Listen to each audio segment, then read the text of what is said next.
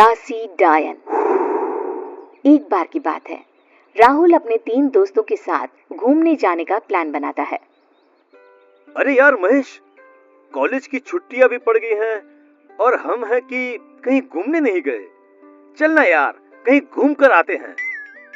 अरे हाँ यार, बात तो तू बिल्कुल सही बोल रहा है।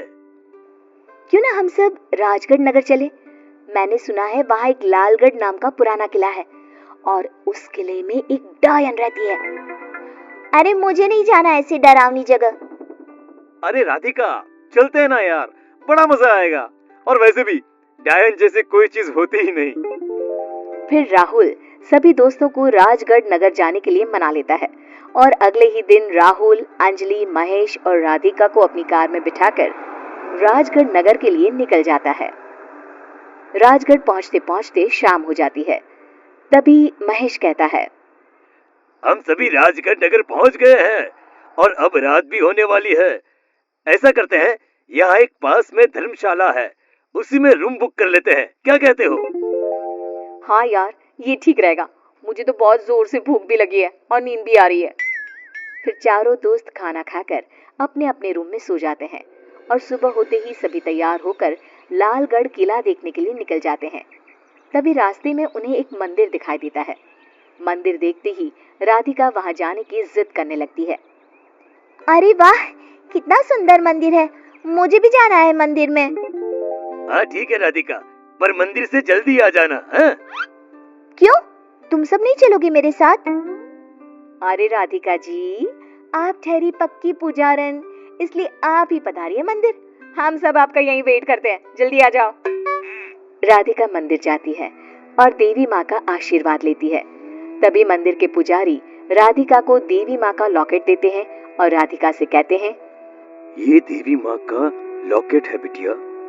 इसे जो भी अपने गले में पहनता है वो बुरी नजर और बुरी बला से बचा रहता है। राधिका अपने गले में लॉकेट पहन लेती है और पुजारी जी से कहती है, पुजारी जी, क्या मुझे 3 लॉकेट और मिल सकते हैं? फिर राधिका पुजारी जी से लॉकेट लेकर अपने दोस्तों को देती है, पर कोई भी लॉकेट नहीं पहनता और लॉकेट गाड़ी में रख देते हैं। महेश लॉकेट अपने शर्ट की पॉकेट में रख लेता है। लो, आ गया लालगढ़ का किला। सभी किले के अंदर जाते हैं कि तभी वहां एक बूढ़ा आदमी आ जाता है और उनसे कहता है, ये किला शाम 6 बजे बंद हो जाता है, इसलिए तुम सभी टाइम से बाहर आ जाना। और तुम सभी को ये तो पता ही होगा कि इस किले में एक डायन है जो रात के अंधेरे में इस किले में घूमती रहती है। इस किले में जो भी रात को रुका वो बाहर जिंदा वापस नहीं आया है, इसलिए तुम सभी इस बात का ध्यान रखना। फिर सभी दोस्त किले के अंदर चले जाते हैं और कुछ ही देर में अंधेरा भी हो जाता है। महेश, रात होने वाली है, कहीं सच में यहाँ डायन आ गई तो? राहुल हंसते हुए कहता है, अरे तो कोई नहीं, हम सब उसके साथ एक सेल्फी ले लेंगे। क्यों अंजलि? और वैसे भी अंजलि को तो सेल्फी लेना बहुत पसंद है। Very funny. अच्छा राहुल, चलो हम दोनों ऊपर चलते हैं, शायद हमें वहां वो डायन मिल जाए। फिर अंजलि और राहुल किले में ऊपर चले जाते हैं।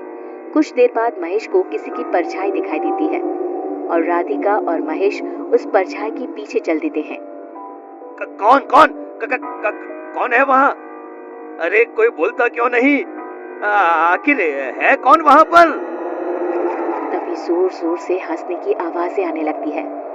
महेश और राधिका कमरे में जाकर देखते हैं कि तभी अचानक से कमरे के सभी दरवाजे और खिड़कियां अपने आप बंद हो जाते हैं। महेश प्लीज यहाँ से चलो, मुझे बहुत डर लग रहा है। ओफो राधिका, डायन जैसी कोई चीज नहीं होती, लगता है कोई हमें डराने की कोशिश कर रहा है। तभी उनके सामने एक डरावनी डायन आ जाती है और उन दोनों को देखकर जोर जोर से हंसने लगती है।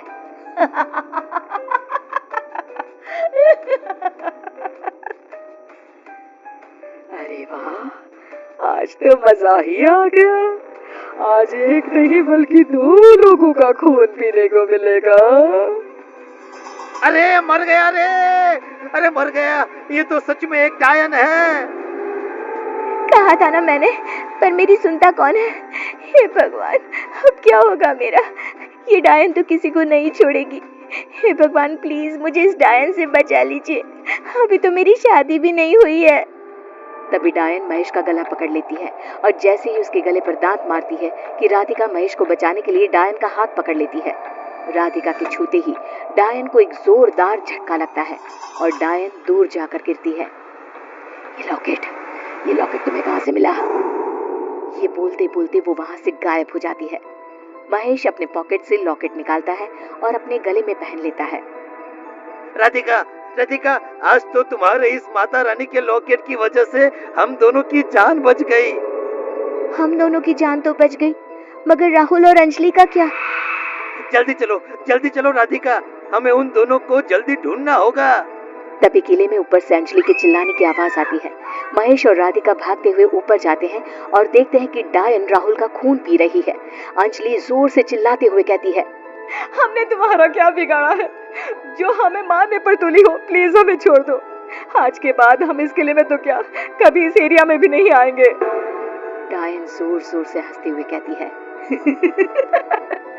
कितने सालों से मैं खून की प्यासी हूँ, आज जाकर मैं तुम्हारे खून से अपनी प्यास बुझाऊंगी और तू बोलती है कि छोड़ दे तुझे। आज तो इसका खून पीकर मजा ही आ जाएगा।